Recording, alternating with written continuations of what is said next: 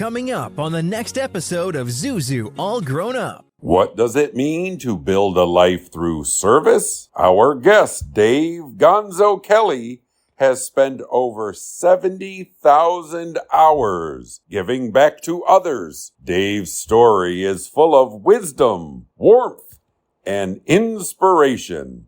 That's all ahead on Zuzu, All Grown Up. Look, Daddy, teacher says every time a bell rings, an angel gets his wings.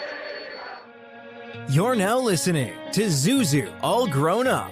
She's been featured in more than 20 films from the early days of film and television. He is a psychotherapist and her loving husband. Together, they are on a mission to brighten your day and your life. It's a time to smile, a time to laugh, a time to expect more. It's time to get inspired with your hosts, Karolyn Grimes and Dr. Chris Brunell. It's time to meet Zuzu, all grown up. Do you believe that life is wonderful in principle, but for some reason just isn't so consistently in practice? Every life will have its ups and downs. But have you ever thought that if there were only more people around you encouraging, uplifting, and even inspiring you, then life would be more fulfilling? If only people like George and Mary Bailey were in your inner circle, then life could truly be wonderful all the time? If so, we've got good news for you, because you can find such people on this podcast and at zuzunetwork.com. This podcast is the vision of Karolyn Grimes, Zuzu, and Dr. Chris Brunell, illustrating how the timeless message of It's a Wonderful Life can be and is applied to our modern lives and situations. Indeed, when you take that message to heart, your life will become immeasurably more wonderful. Visit us at zuzunetwork.com and listen to this podcast series to learn more about how. Now sit back, relax, and get ready to enjoy another episode of Zuzu, All Grown Up.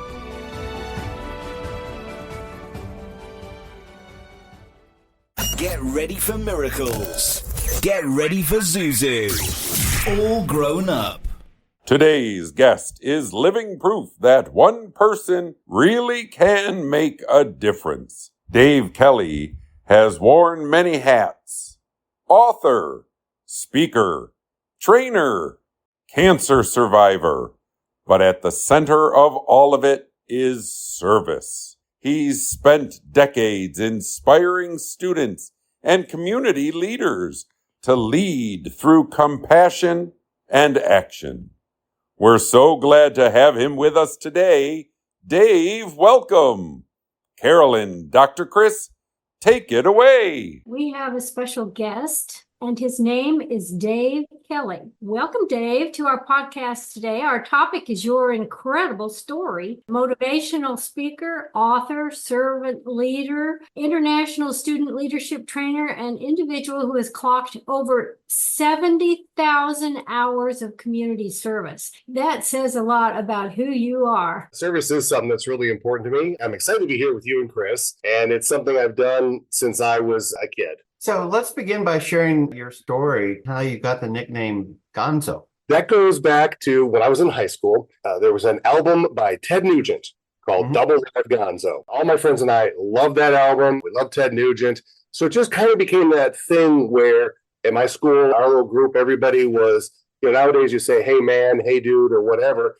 And it was, hey Gonzo, hi Gonzo, how you doing Gonzo? Everybody was Gonzo in our group. Kind of kept that nickname alive. After I graduated from college, I did stand-up comedy for a little while. And so to set myself apart, I billed myself as Dave Gonzo Kelly. Then when I got into the speaking area, looking for my website name, Dave and Kelly are very common names. And there were a lot of DaveKelly.coms and other things out there. So again, I wanted to stand out. So my original website, which I still have, is gonzospeaks.com. And that's all been kind of folded into now one that is DaveGonzoKelly.com. Yeah, so that's the origin of it. Some people wonder if it comes from the Rolling Stone writer Hunter S. Thompson, and it's not either of those. Yeah, it comes from cat scratch fever. I saw Ted Nugent in Anaheim Stadium at that year, and yeah, it was pretty awesome. Well, can you share what a servant leader is and how one becomes that? To me, a servant leader is someone who puts others above themselves. Now, when I say that, I don't mean that you become a doormat for people to walk all over you, but your feelings, your thoughts, your ideas are about elevating and lifting up other people. I think about great servant leaders throughout history like Dr. King, Mother Teresa, Gandhi, who talked about this type of thing, the importance of serving other people. One quote from Mother Teresa that always sticks with me that I share with my audiences is if you can't feed 100 people, then feed just one, because little things mean a lot. And so I think the idea of being a servant leader is more of an attitude. It's an approach to things. It's the person who sees trash on the sidewalk and picks it up and throws it away. It's someone who does something nice for someone else without thinking about it, as little as opening a door for someone or, helping someone with big bags of groceries and kids that they got in tow. But it also goes up to things like working to feed the hungry and the homeless and working on maybe a Habitat for Humanity house or even other types of service that people can enter. So think about our service members who give their lives for service. And so they have that serving leader or servant leader attitude. For me, is the best kind of leader that you can have, someone who is really not in it for themselves, but is what can they do for other people? How can they lift other people up? Mm-hmm. So to me, that's really what a servant leader is. I noticed behind you, you have a sign, building leaders through service. Many, many hands, different colors, and the glow. How did you get started with doing all this community service? When I think back, I even wrote about this in the introduction to my book. My first real memory of that was when I was a kid, there was a public service announcement that would be on TV, and it showed a Native American going through kind of a litter-strewn city and garbage all over, and you probably remember that, and rowing a canoe through a river full of garbage. And at the end of the commercial, he's standing on the side of the road and a car goes by and they throw a bag of trash out at his feet, and he turns to the camera and a single tear comes down his face. And it was a Keep America Beautiful campaign. And that really inspired me to want to pick up trash and do things to help. I don't know if I called it the environment out back then, but I called it the outdoors, to keep it beautiful for other people. And that just kind of snowballed. And as I got further in school, I had an opportunity to do service project, joined a service club in my high school called Key Club. It's sponsored by Kiwanis International, and got into my first leadership role in that organization pretty much by accident. I was at a state convention and we were in a meeting room and people were running for all these different offices, and our area of the state needed a representative, but nobody was running for it. My advisor nudged me and said, "Hey, why don't you do it?" And I said, "Me? How can I do that? I don't even know what that thing is. How can I be on the state board? I've never even been an officer in our club." But I thought about it and I realized I'll raise my hand. They'll see I'm not any good and don't know anything, and somebody better will get elected. So I raised my hand and I said, "I'll do it." And I got my first leadership role. And really, ever since then, my life's been about leadership and service. I've continued that. And how I know of this 70,000 hours is because as a Kiwanis member, we keep records. And it just kind of adds up. So that's how I've got that number in mind. In June of 2021, you were awarded the Circle of Service. That's a pretty good award. It's the highest honor that they give to someone who was not a member at the time. I'm an alumnus. I was a member of that group when I was in college. In fact, I got to serve as their international president my senior year. And then as I grew up in the Kiwanis organization after graduation, I became the state level advisor we call district administrator. And that was the role I had for 9 years, and also worked with students for another 9 years on that level, and was very stunned to receive that award. I was actually, because it was 2021, the attendance at the conference where they gave it was very limited. I was watching on a live stream. I was under the impression one of my former students was getting the award. And so when they started doing the introduction and listed off the accomplishments of the recipient, I realized, wait a minute, she never did that. She didn't do. And then I was like, they're talking about me. And my wife captured an image that's kind of like that, where it's like, what? Oh, and so it was a great honor. And I've also been honored that 2 of my former students, in fact, the one I was thinking about it got it the year after me, but I've had 2 students also win that award. It's kind of a lifetime achievement award. Doesn't mean you're done serving. So I haven't given up. I'm serving in other ways, but both of those 2 students that I mentioned are still in leadership roles and actively working. It's the collegiate level of the Kiwanis organization. And so they're still actively working with the students. So what type of organizations have you served with, and how did you decide to get involved with students and their leadership development? I was very fortunate being able to go to college. I was the first generation graduate from my family. Nobody had gone to college except for an uncle who played 2 years of college baseball, and then he left to go into the service. So nobody had ever graduated either. I really loved it, then the leadership opportunities I had, in addition to that, to being a member and active and a leader in Circle K International. I was secretary of my honor society. I was a 4-year member of student government. So leadership was really important to me. That motivated me throughout my time in college, and then continued after I got out of school, graduated, and moved from Wisconsin, where I grew up and was in school, to Georgia. And when I got to Georgia, I joined Kiwanis, the parent organization of those other groups, and asked to be on the state level, work with them. And they asked me at times to do workshops or be the keynote speaker for events. And I found I really liked it. And what I really liked was being able to give back to the students. I only was able to go to school because of grants and scholarships for low-income families. And so with a lot of support that way, and also from particularly my grandmother on my mother's side, who was really my champion as I went through college. I really saw that as I got into speaking, that the direction I wanted to go was to help other students and help them to develop their leadership abilities through service, because that's what I did, and it made such a difference in my life. We'll join Karolyn and Chris in just a moment with more of Zuzu All Grown Up. First, an important message. Start your morning right with premium coffee roasts available at ZuzuNetwork.com and drink them in your Zuzu All Grown Up coffee mug. Also perfect for tea and hot chocolate. Stay inspired throughout the day with the same gratitude journal used by Karolyn and Chris, and check out t-shirts, hats, books, Christmas keepsakes, and more at ZuzuNetwork.com/shop. Join Zuzu's network today at ZuzuNetwork.com/join. Karolyn is creating an international network of aspiring angels, everyday people who believe that they can help make the world a better place by making life better for even just one other person. Let us know you want to earn your wings at ZuzuNetwork.com/join, and Karolyn and Chris will send you inspirational material to support you in your journey. We're back with more Zuzu All Grown Up. And so that's how I got started working with college students. And then through connections was able to start speaking. And now I speak at 50 to 60 colleges and universities a year throughout the U.S. And I recently did a virtual program for the College of the Marshall Islands, which is near Guam out in the Pacific Ocean. So I'm international. And I love it. Really love to work with the students. It's such a pivotal time in their life where they can make decisions and learn things, learn skills they can use their entire life. And if we can teach them to be servant leaders, I feel like we're going to have better people in our world. They have a better chance to achieve the things that they want to. How do people develop leadership abilities through community service? It probably happens for a lot of people without them even realizing it. That was the case for me. And then I had the perspective of looking back. Depending, when you first get involved, you are engaging with other people. I think that there's a myriad of leadership skills that we have. And I think we all have leadership skills. Some people develop them more than others. Some use them more than others. But you learn teamwork, working on a project. Most of the time, you're not doing things by yourself. You're somehow interacting with other people. You also learn communication skills. So you learn those types of skills because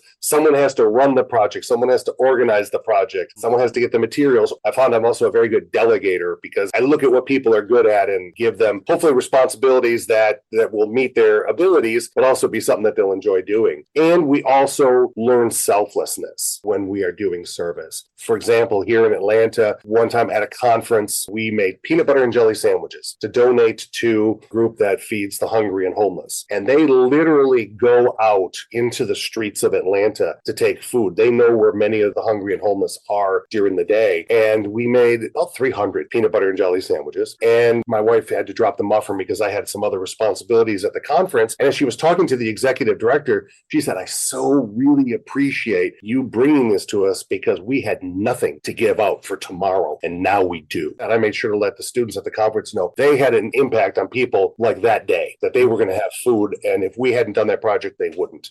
And so that, I think, helps drive that home, how important selflessness is and lifting up other people. And so through service, I think we can learn all of these things. You've published 4 books. Yes. Can you tell us about them? Actually, here's one. It's got the logo. It's called Building Leaders Through Service. That's where the name comes from. I have two editions of this. One is for students, and this one is for community leaders. So I have those two, and that's probably my most popular book. Whenever I go to speak at a school, I bring them 25 copies of the book. Many schools will buy more copies in order to give out to more students. And so far, I've probably distributed 15, 20,000 copies of that book. And I just spoke at a conference for the U.S. Army and gave out about 50 books there. Some of them are talking about buying them for the soldiers back at their base. And the whole idea about it is what we've been talking about with service is building up that attitude of servant leadership. And in it, I even give them some activities that they can do with other people or by themselves and some discussion questions. So, as a trainer or kind of a teacher, I would love to have them have opportunities for reflection and give themselves personal feedback. Those both were fun to write. The content is very similar, but the audience is very different. So it was kind of write it and then almost another blank slate and making it fit the other audiences. The other two books that I have, one is a book of quotations, and it's called Gonzo's Little Book of Motivation. So I got the Gonzo in there. I originally published it back in 2006, and I just updated it last year. I love quotations. As you've heard, I did one from Mother Teresa, right over here from Johann Wolfgang von Goethe. They motivate me and they inspire me. I've had quotation books that were just quotations by famous people or philosophers or politicians or whoever. But some of them, I would read them and I'm like, what does that mean? What is it trying to tell me? And then I realized I had never seen a book that actually gave you the quotation and what the author or the person who organized it thought about it. So that's what I did. I took 100 quotations, and then underneath I wrote why I think it's important, why it was important to me, why I hope it's important to the reader. And so that's what that book is. And then the other one was just, I guess I'd like to say divine inspiration. It's based on the Sermon on the Mount, and it's called The Sermon on the Mount, the Greatest Motivational Speech Ever. And I take the tactic of Jesus essentially giving what would be a motivational speech if it was done today. Now, I do have to caution people, especially people when I talk to people at churches or faith-based communities, it is totally not a scholarly work. It has not been researched. I don't know how to translate anything from the Greek. How I felt inspired to write the entire Sermon on the Mount into different passages. And it's the same sort of thing where there's a passage from the Sermon on the Mount, and then I write why I think it's significant. When putting these together, each one of them was sort of inspired or something I saw made me say, hey, I want to do that. So how can someone get a copy of your book? They can go to my website, which is davegonzokelly.com. There's this place on there where you can order a copy of my book. They are all available through Amazon, so they can go directly to Amazon. If you come to me, I'll sign it for you. If you go to Amazon, you'll have to send it to me so I can sign it for you. And the price is the same, so it really doesn't matter who you buy it from. If they have trouble finding a spot, there's a contact page where you can just put your information in and say, hey, I want to get copies of your book. So I try to make it really easy and user-friendly to get to that. I understand you were a survivor of prostate cancer. I was diagnosed in 2011 in my late 40s at that point, and I was not having any symptoms or anything. But every year I go see my doctor for a checkup, and she does blood work. And she noticed over a 3-year period that my PSA, which stands for prostate-specific antigen, had tripled. I wasn't in the danger zone. My number was about 3. And you don't really get in the danger zone until you start getting up to more like 7, 8, and beyond. She said, though, it's tripled. So why don't you go the next step and see a specialist, which I did. And they did a biopsy. And they took 12 samples, and 4 of them came back cancerous. One was about 45%. So at that point, then a decision had to be made, and I decided to have surgery. It's a kind of an all or nothing thing with prostate cancer, because if you could contain it from spreading, there's virtually no chance of it coming back. Since that time, my PSA has not changed. But if it spreads, it's also very hard to treat and very hard to stop. Again, 12 years ago is not that long ago, but there are some treatments and things they can do now to help prolong people's lives. Even if it spreads, it tends to spread to the liver and the lungs. Wanted to be definitive and say, I don't want to worry about this coming back. Some men will do something called watchful waiting, where they'll track their PSA over 6-month period and see if it continues to grow and then do something about it. But I just couldn't see. As I said to my wife, I can't imagine getting up every day knowing this is growing in my body and knowing that I could do something about it now. With anything, early treatment is the key. Even, again, not being in that danger zone, said, you know what, let's take care of this because I don't want to ever have to think about this again. I do have a program called Building Leaders Through Service, and I will do that as a keynote or as a workshop for people. And at the end, ask them to make a service commitment and to share it with somebody else. And then I share with them my service commitment, which is about prostate cancer. And so what I ask is the audience, do you have a man in your life over the age of 40 that you love, an uncle, a father, a grandfather, if it's a student audience, professor, advisor, whatever, and nearly everybody raises their hands. And then I tell them, have them get their PSA tested because it's a very simple blood test. That's all it is. It's a blood test, and they check for the PSA. Could save your loved one's life. It did mine. There's a lot of uncertainty as to really what causes it. It's not something you do chemotherapy for. Like other cancers, it doesn't react to that. There are some radiation treatments, but they're not definitive. And that's why I said, I'm going to go the surgery route, because if it comes back after you've had a radiation treatment, then you can't do surgery. I decided to go that route. So there are some things that they can do now that are a little bit different. But problem is, Chris, you can probably speak to this too, being a man, we tend to think we're invincible, especially when we're in our 40s. And as we get a little more mature, I prefer to say, we learn that we're not, and we need to take care of ourselves. As the International Student Leadership Trainer, where have you spoken? Was it in person or virtual? And how's your training different from training individuals from other countries? Oh, yeah, that's a really good question. I have spoken and trained in 43 states and also Canada, so far just in Ontario. And those were, Canada been in person only, US in person only until 2020. And then it's been a mix of virtual and in person since then. Probably now about 2/3 in person and about 1/3 virtual. And then I just did a virtual program, as I mentioned earlier, for the College of the Marshall Islands. And I love that medium because there's no way I probably ever would have spoken for those students. And they were awesome. We'll join Karolyn and Chris in just a moment with more of Zuzu All Grown Up. First, an important message. To find out more about the organization featured in today's episode or a previous episode, and to learn more about how you can help, go to zuzunetwork.com/beanangel. Cats are masters at using up their 9 lives, like chasing laser pointers into walls or jumping onto high shelves. But the one thing cats never do? Text while driving. So be like a cat and protect your one and only life. Don't text and drive. Don't drive distracted. A message brought to you by the National Highway Traffic Safety Administration, Project Yellow Light, and the Ad Council. Have you heard? Affordable healthcare is better than ever. And right now there are more carriers and plans to choose from. If you're between 18 and 64 years old with a household income of $25,000 or less, this message is for you. Right now, the government's Affordable Care Act is available for individual and family health coverage plans with little to no cost to you. Don't gamble your health. Call Health Care for All. 70% of callers qualify for a zero-cost healthcare coverage. See if you are one of them. Call now. Our agents are standing by to help you get the health insurance plan you and your family needs and deserves. If you're uninsured or struggling to afford your current health insurance, help is just a phone call away. This is not Medicaid or Medicare.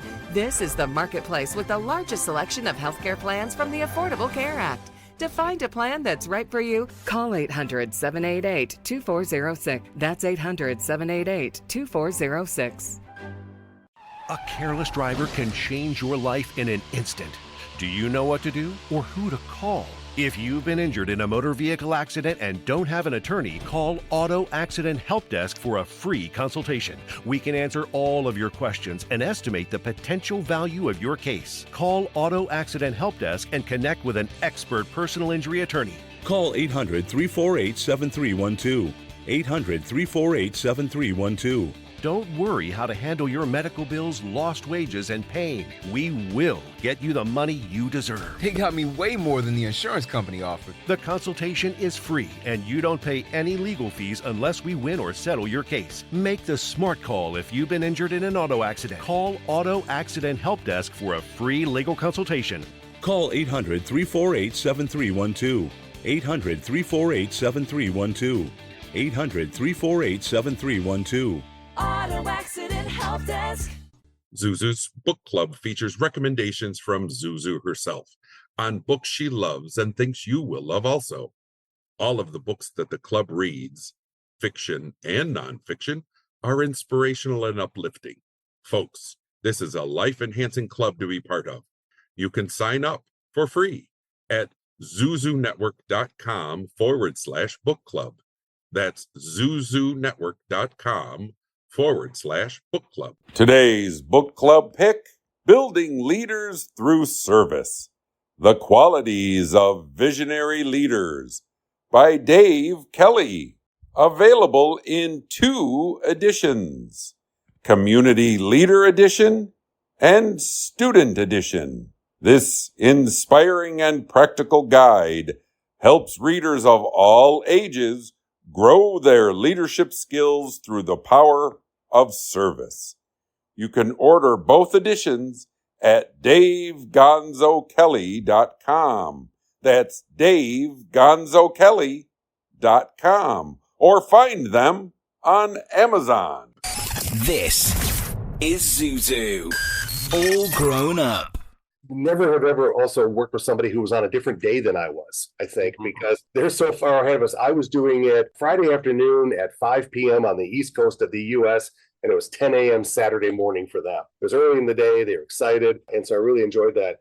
And I was a theater major in school, so I enjoy working in the different mediums of video or virtual, but as well, love being in person with people. There's nothing like having an audience to respond to. The hard part is when nobody has their cameras on, you don't get any reactions. I guess I've just somehow been able to keep going, and maybe it's those times where I had the opportunity to film something or do something, and you don't have an audience there, and so you have to still give your best, give your energy. Hopefully, as when they watch it, they get the reaction that you're looking for. For anyone who's considering becoming a speaker at a special event, do you have any tips on preparing for the speech and delivering it? Well, first of all, it helps to be naturally a outgoing or a ham or a class clown. So those probably help. Knew my way around the principal's office for certain when I was in school. I get so many people who say to me, "Oh, I could never do what you do. I can't believe you get in front of audiences." I was talking with a lady on the plane the other day coming home from a conference. I said, for me, I can't even imagine not doing this. I don't understand why everybody doesn't do this. But I understand, the biggest fear most people have. And what I tell people is when they get into a situation where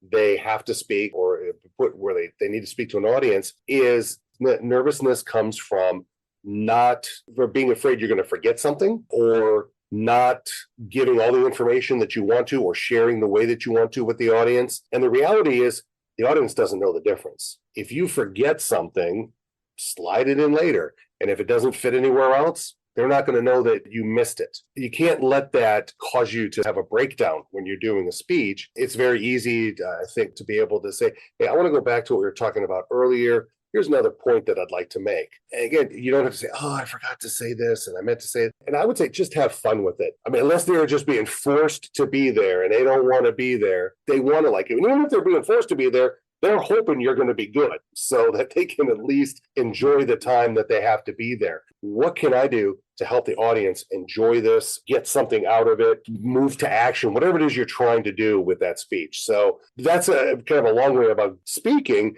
but getting into speaking, there's a lot of opportunities to do what I do to get started. The National Speakers Association, and I think they're probably in other versions of that in other countries as well, is a great place for people to go. That's where I started. I learned a lot. The one thing that I really took away from that was that they call free speeches practice.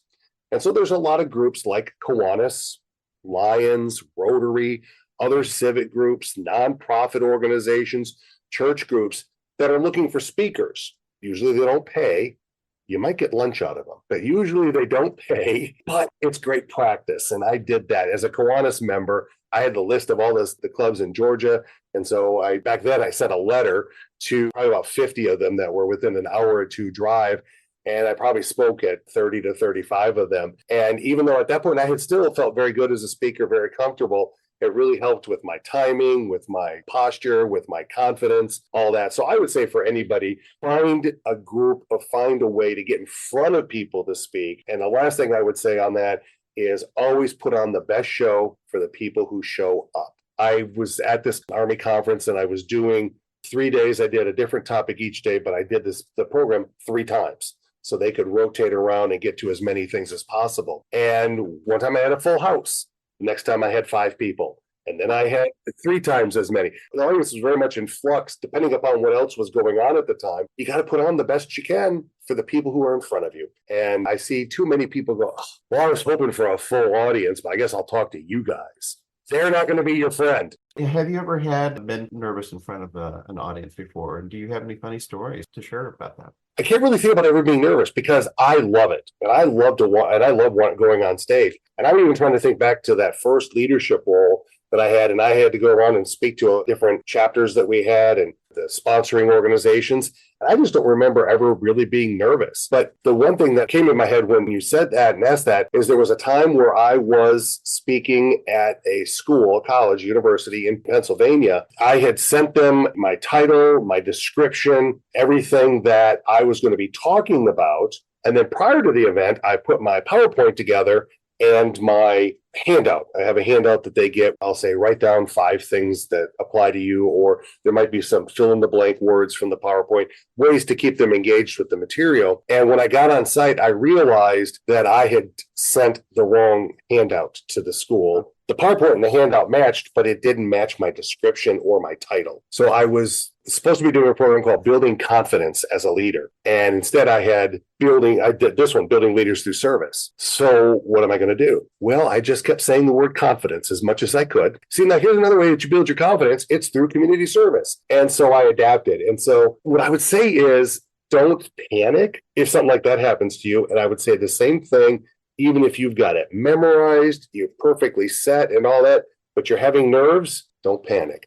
They want to like you. Take some deep breaths and just start talking. Just go up and speak. Be yourself. Authenticity, I think, makes a big difference. And again, I think that's maybe where people get nervous is they're like, how do I present myself? What should I be like? How should I talk? You can get books and videos that'll say, oh, you should do it this way and you should do it that way. I think you got to do it the way that is most natural for you and that works best for you.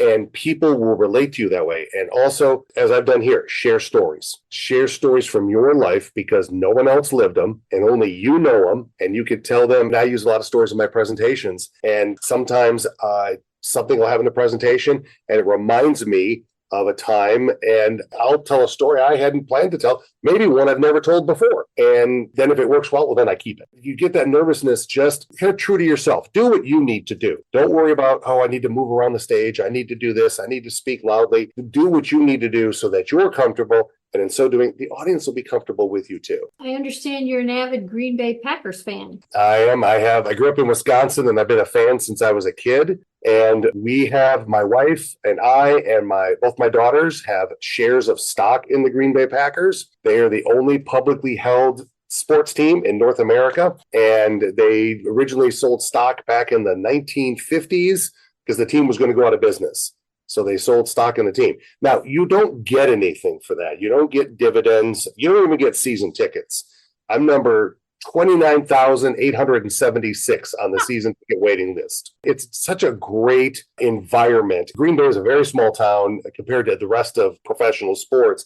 Only about 100,000 people in the city of Green Bay. And I mean, I live in Atlanta where we have in the metro area about 5 million people. So very different. It's a town team. People love the team. They get the season tickets have been passed down through families for generations. My wife's stock actually was one that my mother had. And when she passed away, my sister and I decided that my wife had become such a big fan that she should get that other share of stock. People just really relate to the team. They have some great traditions. When they're in training camp, they go over to a practice field that's across from the stadium, and kids line up with their bicycles and they invite football players to ride their bicycle back over to the stadium for the locker room and all that. They have a long tradition of success. I mean, in the history of the NFL, they've won more championships than anybody else. The New England Patriots have the most Super Bowls, yes, but the Packers have won the most championships overall. So you can tell I'm very passionate about it. And I will share a little bit about that with my audience. Sometimes they bring it up because my laptop has it's called a skinnet on my laptop of the Green Bay Packers. And they'll say, oh, you're a Packers fan. And I'll say, yes, I am. And a lot of times go, well, I'm sorry. Who are you a fan of? Because I'm about to pull out 13 NFL championships. So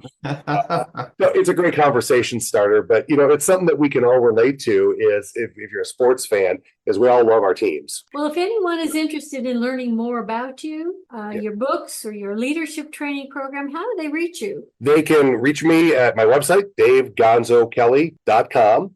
Again, that's davegonzokelly.com. And if you look just a little bit off here, my Twitter handle is covered up by my Zoom moniker, but it's at Dave Gonzo Kelly.